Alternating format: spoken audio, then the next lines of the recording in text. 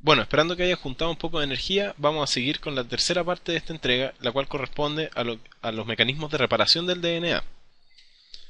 Básicamente, los sistemas de reparación de daño en el DNA en Escherichia coli corresponden en base al mecanismo de daño que existen. Por ejemplo, la metilasa participa en en respuestas a daño, al igual como son las subunidades la MUT-H, MUT-L y MUT-S que habíamos hablado antes, la DNA helicasa, la SSBP, la DNA polimerasa 3, algunos tipos de exonucleasa y la DNA ligasa. Para que entiendan un poco más este proceso, suena bastante complicado, si a ustedes se le echa a perder una escalera de estas de estas que salen en los monitos animados, que tienen esta forma así, recuerden que yo soy pésimo dibujante, si a ustedes se le echa a perder una escalera de esta manera, por ejemplo que se les pudrió uno de los travesaños, ustedes lo tienen que sacar, que es la actividad exonucleasa, tienen que volver a colocar un trozo de madera nuevo, pero este trozo de madera va a quedar suelto, por lo tanto requieren enzimas o requieren algo que lo firme, que es el caso de la DNA ligasa, y requieren darse cuenta de esto, que en el caso de ustedes son sus ojos, sus manos o la misma función, y en el caso del DNA son todas estas señales, por ejemplo las MUT-H, MUT-L, MUT-S y otras señales SOS que tiene el DNA, que son capaces de avisar a la maquinaria enzimática para que arregle esta zona. Existen enzimas también que son reparadoras por escisión de bases, por ejemplo la DNA glicosilasa, la DNA polimerasa 1 y nuevamente la DNA ligasa, porque hay que restituir los enlaces 5'3' fosfodiéster. Hay reparaciones por escisión de nucleótidos completa y las reparadoras de daño directo, por ejemplo la DNA fotoliasas y la O6-metilguanina DNA metiltransferasa, que es una enzima que se encarga de metilar un residuo oxigenado de la guanina, que es muy importante para lo que es el reconocimiento de la iniciación del promotor de la replicación del DNA. Entonces acá tenemos varios ejemplos, por ejemplo, perdonando la redundancia, donde está el promotor y vemos que está metilado en esta zona. Por lo tanto, si es que esta zona funcionaría perfectamente bien si es que no hubiera una mutación en esta zona. Fíjense que hay una mutación en el cual este diagrama representa que hay una base que no corresponde a este lugar, por lo tanto no se puede formar el puente de hidrógeno correspondiente, y esto es detectado por las enzimas que van recorriendo el DNA, que liberan señales SOS, y aquí entra la subunidad MUT-S y MUT-L con ayuda de ATP para poder ingresar al DNA, y se forma un complejo multienzimático que se conjuga luego por un factor que se llama MUT-H, que resalto que no es importante que se aprendan estas moléculas, porque para biología celular es importante primero que entiendan el proceso. En el ramo bioquímica es más importante que se las aprendan. Y nuevamente con gasto de ATP, estas enzimas son capaces de poder unir en los fragmentos que están alterados y clivar la hebra que se encuentra alterada. Luego de que se cliva, vamos a ver de que los mecanismos que hay son dos. Uno, por ejemplo, es que todo este complejo se asocia a una helicasa y a una exonucleasa o a una enzima que se denomina nucleasa red REC-J. La gracia de esto es que voy a cortar una de las cadenas y voy a necesitar la DNA polimerasa 3 y la SSBP para poder polimerizar nuevamente la cadena que me falta, que es esta zona de acá. Fíjense dónde estoy, los residuos metil.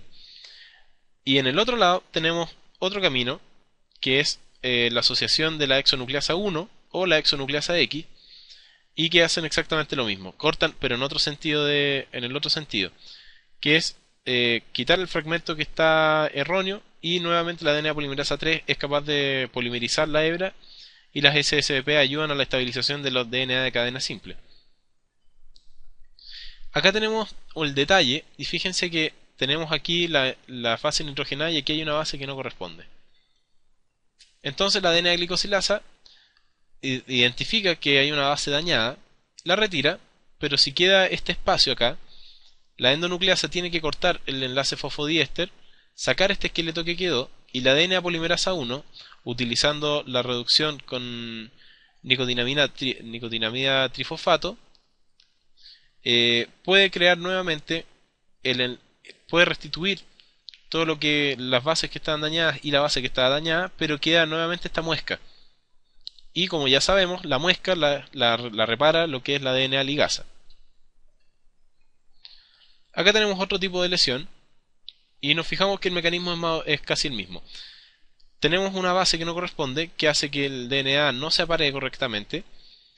y llegan una enzima, acá le colocan S-nucleasa, pero es muy parecida a cómo se comporta la exonucleasa. Y la gracia de la S-nucleasa es que puede cortar un fragmento bastante grande de DNA, retirar la zona que está mala, y la DNA polimerasa 1, que tiene actividad, puede moverse de 3' a 5' y 5' a 3', sintetiza una nueva hebra, y como sabemos, este tipo de actividades dejan las muescas que repara la DNA ligasa. En eucariotas es bastante parecido, y en el humano vemos que acá están las muescas, se retira la DNA helicasa, con ayuda de la DNA helicasa, y la DNA polimerasa, bueno, explicando un poco lo de la DNA helicasa, es porque como ya está escindido el enlace fosfodiéster aquí y acá, basta con que yo corte los enlaces de hidrógeno para que toda esta hebra salga, como lo vemos acá.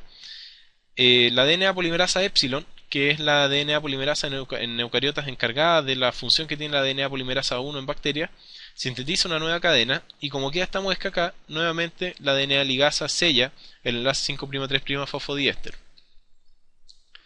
Esto es lo que estábamos hablando antes de la metilación de la guanina, que es bastante importante,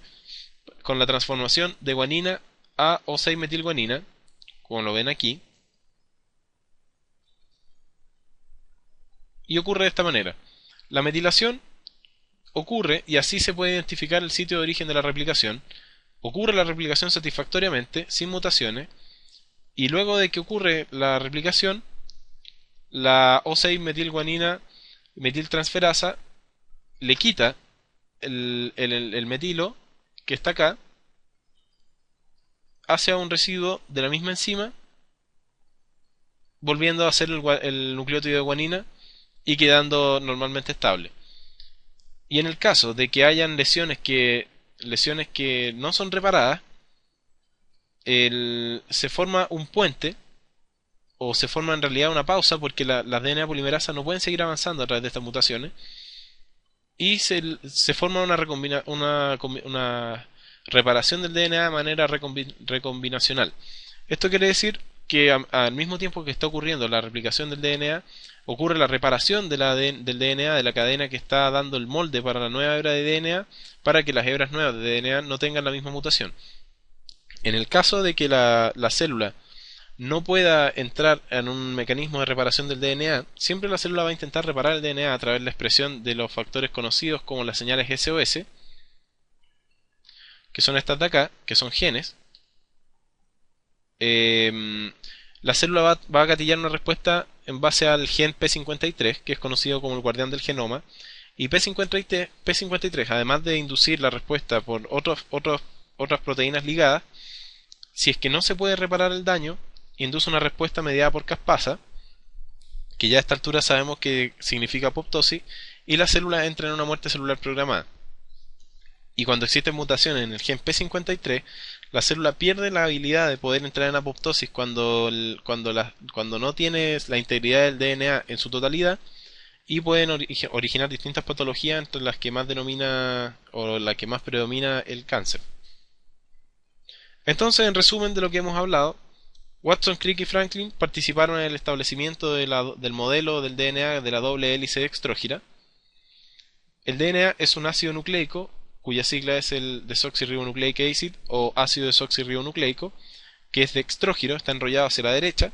que contiene toda la información genética responsable del fenotipo de un organismo.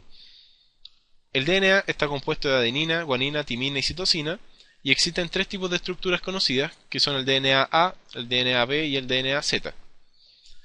La replicación del DNA ocurre en la fase S del ciclo celular de la interfase. Es semiconservativa, lo cual significa que se conserva una cadena antigua y se sintetiza una nueva por cada hebra completa de DNA, y requiere un pool enzimático y sustrato necesario. Las enzimas son la DNA polimerasa 1, 2 y 3, dentro de las cuales la principal polimerasa es la DNA polimerasa 3, la DNA topoisomerasa, que es la enzima que desenrolla el DNA, la DNA ligasa, que sella los enlaces 5'3' fosfodiéster que quedan en las muescas, las primasas que sintetizan los primers para comenzar la replicación, las helicasas que cortan los enlaces de hidrógeno y las single stand binding proteins o proteínas de unión a DNA de cadena simple. La replicación ocurre de manera continua, adelantada y discontinua o retardada en las dos cadenas. En la hebra de retardada se observan los fragmentos de Okazaki luego que los primers se retiran. Y recordemos que los fragmentos de Okazaki son más grandes en las bacterias que en los eucariotas. La reparación del DNA es un proceso fundamental y gracias al cual se asegura que la integridad del DNA permanezca constante. Y finalmente existen muchas subunidades relacionadas con la maquinaria polimerasa del DNA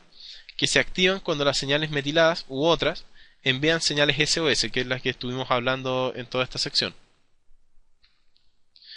Bien, hemos llegado al final de la primera parte de genética molecular, que abarcamos todos los aspectos del DNA, y en la segunda parte hablaremos de cómo la información contenida en el DNA se expresa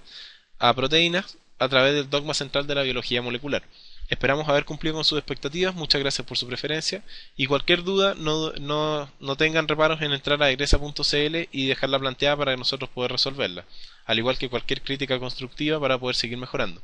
Muchas gracias y nos vemos en una próxima.